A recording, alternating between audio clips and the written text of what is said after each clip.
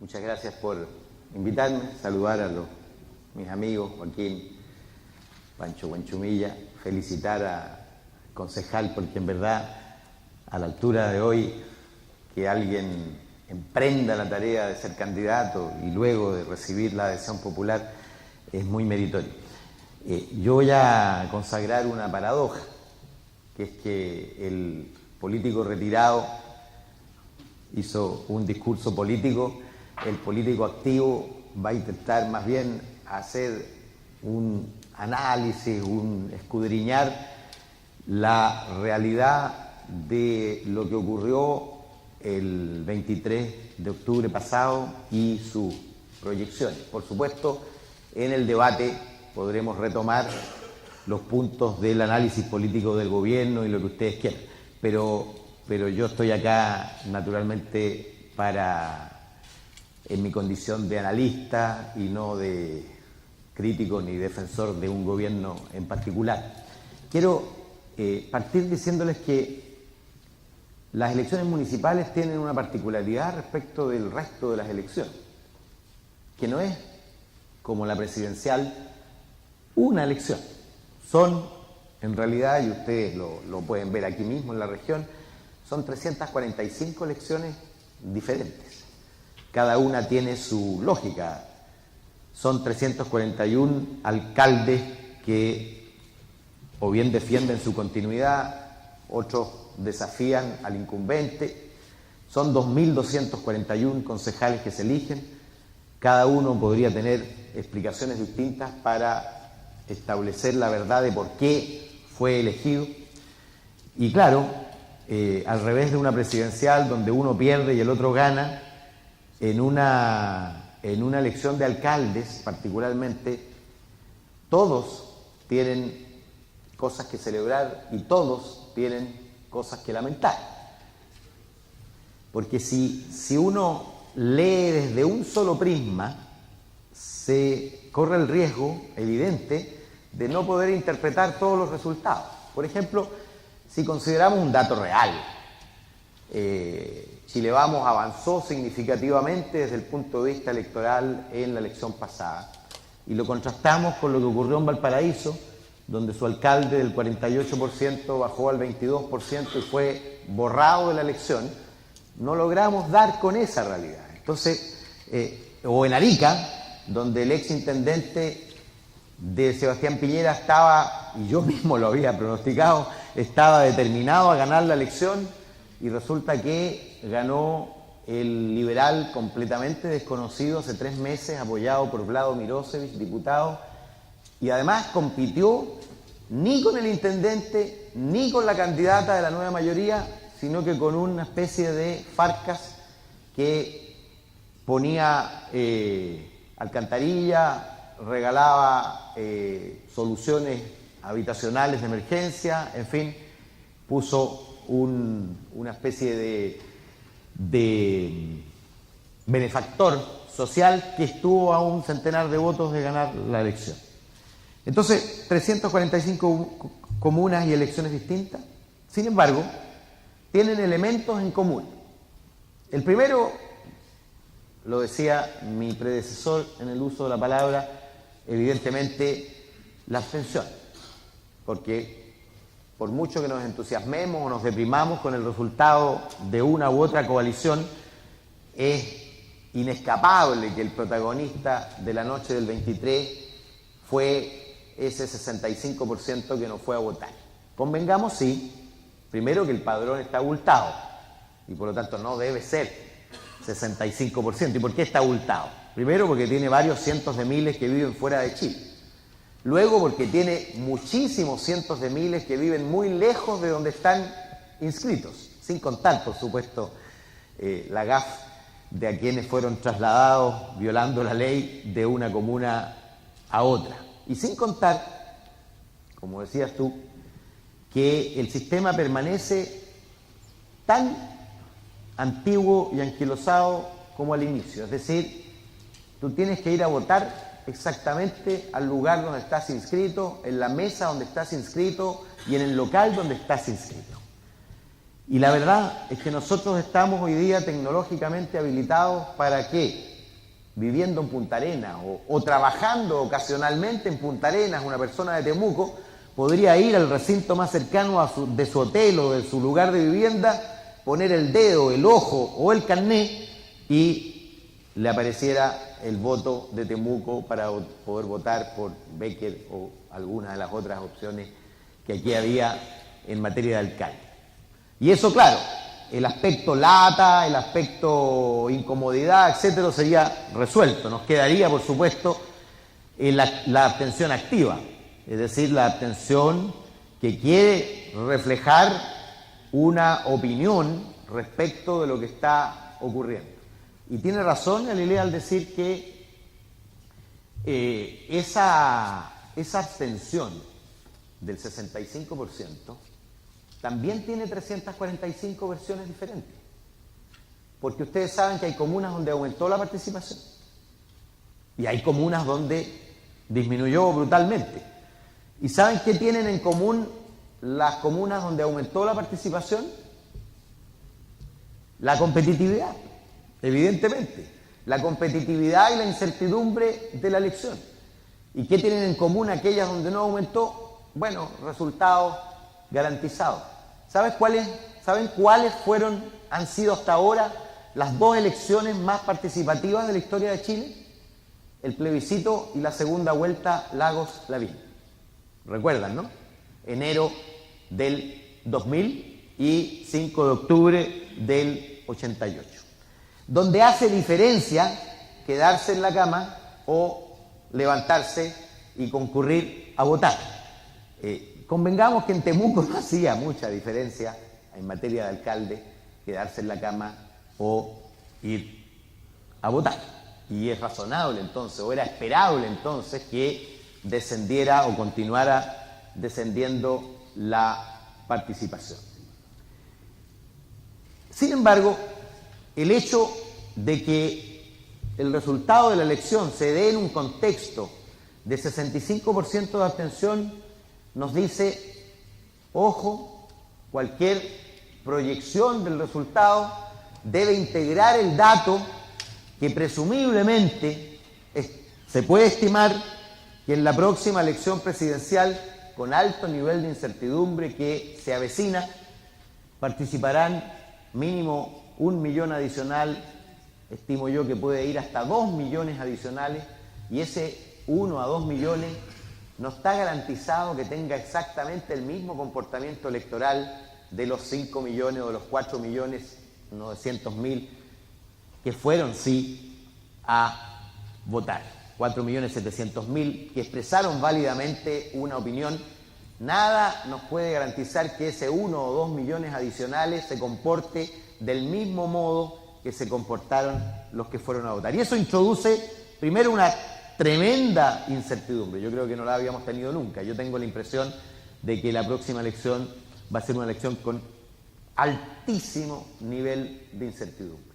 El segundo elemento que aporta incertidumbre es que ustedes saben que en materia de votos de alcalde, porque en materia de votos de concejales se dio básicamente lo mismo que se había dado en ocasiones anteriores.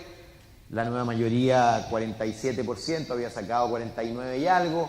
Chile Vamos se empinó a 89 y ahora tenía incorporado al PRI, por lo tanto en la elección del 2012 el PRI más RN-UDI habían hecho 40, por lo tanto no hubo avance significativo. Y luego, en materia de alcaldes, que es donde efectivamente tuvo su gran triunfo, la paradoja es que yo le pronosticaba más votos en alcalde a Chile Vamos. Sin embargo, le pronosticaba más votos a la nueva mayoría también. ¿Qué es lo que ocurrió? Fíjense que la votación en materia de alcaldes de Chile Vamos es apenas 9 décimas mayor que la votación de alcaldes de la lista de Chile Vamos del 2012. Es decir, con 9 décimas menos sufrió una derrota en toda la línea, porque la del 2012 fue una derrota tremenda desde el punto de vista de alcaldes, y ahora solo con 9 décimas adicionales experimentó un triunfo increíble.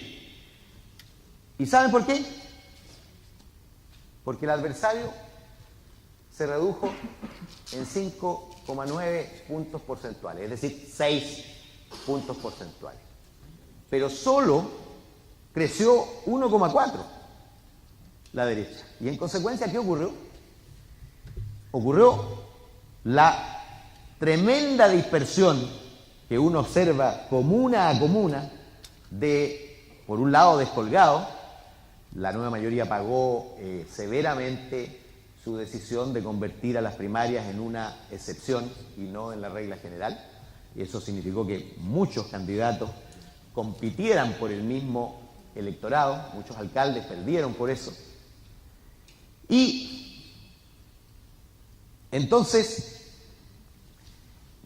con esa pequeña diferencia se produce un cambio que muchos interpretan casi como tectónico. Es decir, uno ve destapando champán por 1,4 décimas. Imagínense por un momento una primera vuelta, imagínate tú, por un momento, una primera vuelta con los mismos resultados calcados de la elección de alcaldes. Es decir, el abanderado de la centro-derecha, 38,4%, y el abanderado de la centro-izquierda, 37%. Ese fue el resultado, 1,4 puntos de diferencia, y casi 25% en otros candidatos, 3/4 de ellos a la izquierda y solo 1/4 sumable, digamos, a un potencial segunda vuelta. ¿Qué predecirían ustedes con este mismo resultado? ¿Qué predecirían ustedes del resultado de la segunda vuelta? Por eso digo, entonces, no destapen champán, ni siquiera espumante, porque la elección que se avecina es una elección de alta incertidumbre. Y si, mira, hay una cuestión básica. Desde la Constitución, probablemente es una de las pocas cosas que al menos yo valoro altamente de la Constitución actual, estableció que para gobernar Chile se requiere mayoría absoluta. Lo digo provocativamente, ni Allende ni Alessandri habrían sido presidentes de Chile, al menos con la coalición de minoría que los sustentaba. Habrían tenido que, para ganar la elección en segunda vuelta, habrían tenido que ampliar su base de sustentación social y política para poder gobernar. Y bueno, no se puede rebobinar la historia, no sabemos lo que había ocurrido, pero probablemente Leighton o alguien habría sido ministro del Interior de Allende, quién sabe qué cosa. Lo que quiero decir es que, bueno, por lo demás, Tomich hablaba de la unidad social y política del pueblo, se acordará Huenchumilla de esa época. Yo era niño, pero también me acuerdo. Quiero decir que, imagínense ustedes la dificultad de alguien que concita el 38,4% de los votos de acuerdo a su coalición y que tiene que llegar a la mayoría absoluta y no tiene de dónde echar mano, porque hay muy pocas opciones identificadas con la centro derecha o la derecha fuera de eso. Ahora, eso no significa que haya una ventaja estructural por el otro lado, porque no es para nada sencillo que aquellos que votan por otras opciones terminen en segunda vuelta concurriendo a votar por un candidato que no los identifica a plenitud. ¿Ustedes recuerdan el resultado de la primera vuelta presidencial anterior? Y recuerdan el resultado de la segunda. ¿Cuál fue la variación principal entre la segunda y la primera? ¿Quién se acuerda? La participación. Es decir, hubo primera vez que en la segunda vuelta vota significativamente menos gente que en la primera. Ahora, claro, estaba garantizado su resultado, probablemente por derecha e izquierda, algunos dijeron ya está garantizado, no tiene tanta importancia ir a votar, otros dijeron ya está perdido, no tiene importancia ir a votar, en fin.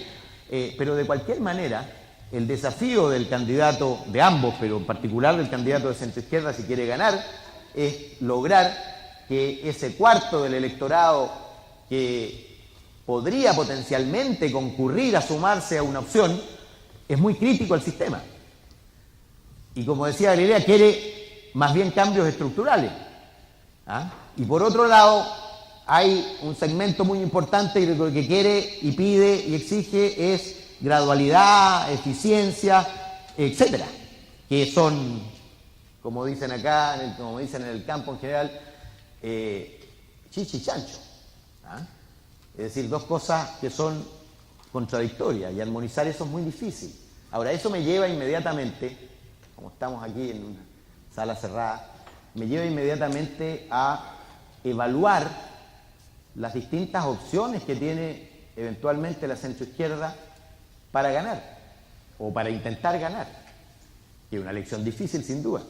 Y es evidente que el mejor candidato será aquel que esté en mejores condiciones de ir sobre ese electorado para atraerlo, para hacer la diferencia en una segunda vuelta.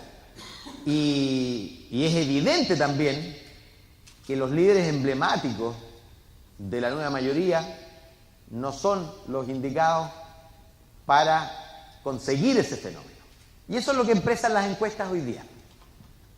No sé si leyeron ayer, Cerc Mori no es una gran encuesta, no tengo una gran valoración de su trabajo, pero ¿qué dice? Por primera vez, segunda vez, porque también lo hizo Cadem, pregunta por hipótesis Piñera Lagos, Piñera Guillén. ¿Y qué decía Cadem? Cadem decía, Piñera le ganaba a Lagos por 24 puntos, estamos hablando de 3 meses atrás, ¿eh? Y a Guillén por 6 puntos. ¿Qué dice Cerc Mori ayer?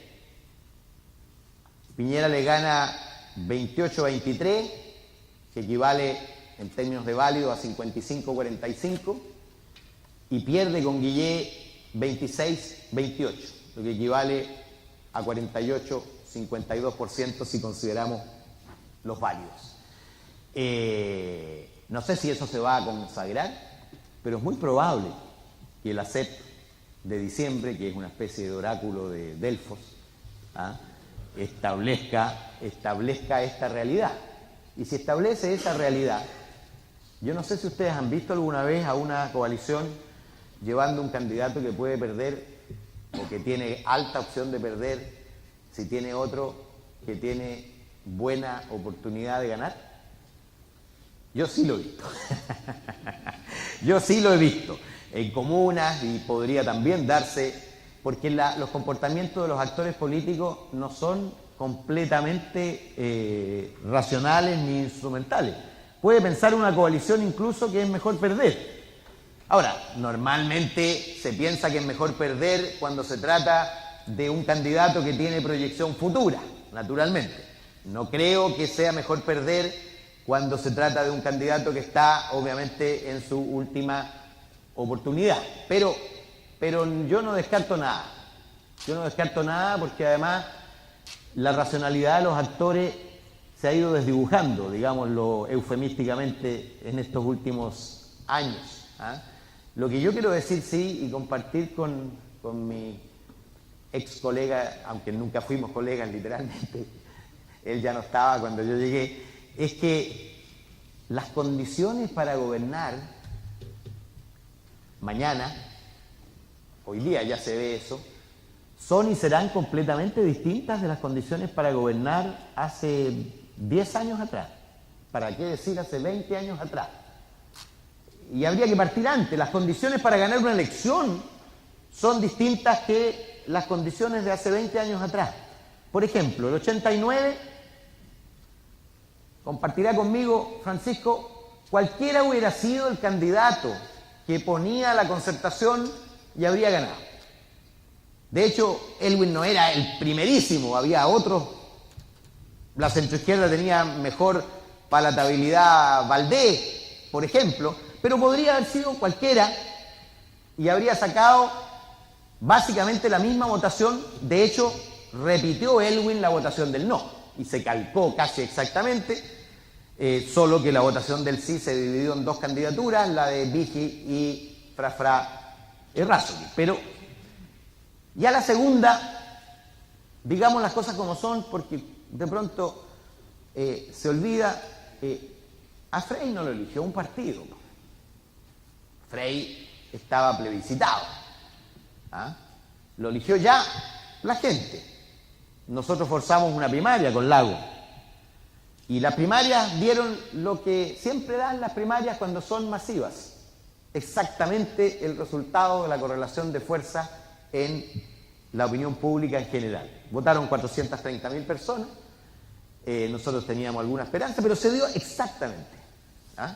Y luego, cuando la DC seguía siendo el partido más grande, pero nosotros teníamos el candidato mejor posicionado, que era Ricardo Lagos, la DC insistió en competir, competimos en una primaria, votaron 1.430.000 personas y el resultado fue 71-29, exactamente el correlato de la misma correlación que tenían Saldívar y Lagos en las buenas encuestas nacionales. Y por lo tanto, yo vaticino, lo firmo, que en la eventualidad de una primaria va a ganar, en completa independencia de qué partidos se pliegan a qué candidato, va a ganar el candidato que tenga más ciudadanía y no el que tenga más aparatos detrás. Y de pronto pareciera que en la estrategia de algunos candidatos lo que se busca es consolidarse en la elite, como si la pelea estuviera en la elite y no estuviera hoy día en la gente. Pero volvamos, yo conversaba, esta conversación la he tenido con dos expresidentes que son protagonistas aquí, y me decía, uno de ellos me decía, para ser presidente, candidato a presidente, tienen que conjugarse tres cosas. Decía. Primero, creer que puedes hacer un buen gobierno. Segundo, creer que tienes alguna opción de ganar. Y tercero, tener ganas. Sebastián Piñera me decía, yo en la primera, mi objetivo era ganarle a Lavín en primera vuelta para quedar instalado luego para hacer. El día que le gané a Lavín, de hecho dejé de gastar, porque la segunda vuelta no gastó un solo peso, se dedicó solo, no lo estoy pelando, estoy reportando un dato, se dedicó solo a recuperar la plata que había gastado en la campaña de primera vuelta, como buen inversionista. ¿Y qué es lo que hay hoy día? Primero, hay una gran dificultad para gobernar. O sea, ningún expresidente puede estar seguro de que su segundo gobierno va a ser ni siquiera igual que el primero. Uno ya nos hablaba de las condiciones de la economía. Por supuesto, no hizo ninguna referencia al contexto internacional, pero ya discutiremos eso. Hay una situación económica compleja, no se prevé la recuperación del cobre para los próximos 3 años de manera consistente, y el contexto internacional de desaceleración tampoco hay visos de que vaya a cambiar en los próximos 3 años. Segundo, desde el punto de vista de la gobernabilidad política, cualquiera sea el presidente electo, no va a tener mayoría estable y consolidada y segura en el Parlamento. Primero porque se fue el binominal y por lo tanto, y ahí analizo el dato, lo que ocurrió por el lado de lo que está fuera de las dos coaliciones es el anuncio de que si resuelven su endémica tendencia a la subdivisión, esa izquierda va a meter entre 15 y 25 parlamentarios en el próximo Parlamento, y eso, por supuesto, genera una situación completamente distinta desde el punto de vista de las alianzas que se necesitan hacer.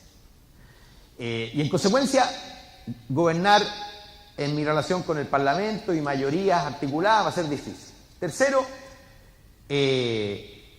depende de Tuma, está en la Comisión de Gobierno Interior, el proyecto que ya se aprobó en el Senado respecto de la elección de intendentes.